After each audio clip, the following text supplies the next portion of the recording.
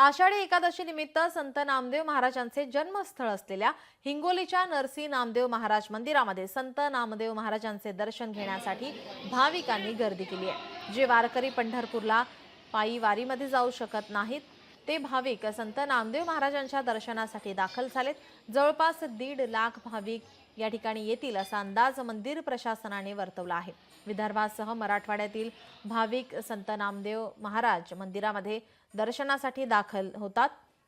याचाच आढावा घेतला आमचे प्रतिनिधी हिंगोलीचे प्रतिनिधी गजानन वाणी यांनी।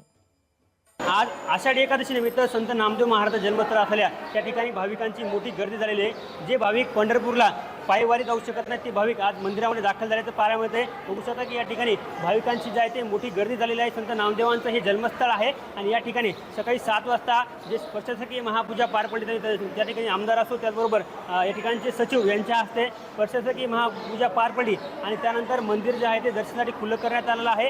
ठिकठिकाणी जे आहे ते आज आषाढी एकादशी निमित्त जे फराळाचं वाटप देखील सुरू करण्यात आलं आणि या आषाढी एकादशी निमित्त या ठिकाणी गर्दी झाल्याचं पाहायला कॅमेरामन राजेश सोबत गजानन वाणी, लोकशाही मराठी, हिंगोली। 100 बाय 100चा पूर्ण एक मंडप, अतिशय म्हणजे वॉटरप्रूफ मंडप टाकून किती जरी पाणी जरी आला तरी त्या भाविकाची व्यवस्था व्हावं त्या दृष्टीनं या ठिकाणी आम्ही पूर्ण व्यवस्था केलेली आहे।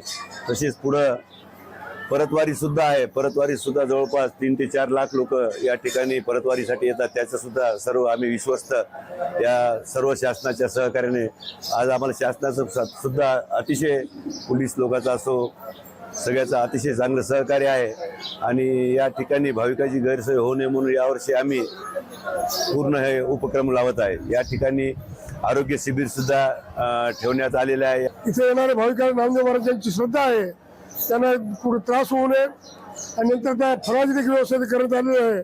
थोडा फराळ देखील सुरू होणार आहे आणि पूर्ण भाविकांसाठी सर्व प्रकारची काळजी घेण्यात आलेली आहे, ज्यामुळे कुठल्या प्रकारची गैरसोय होऊ नये।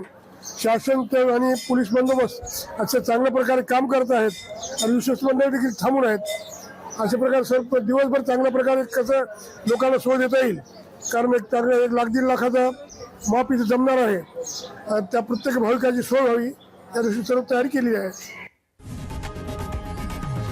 लोकशाही मराठी, ऐका, पहा, जागरूक रहा।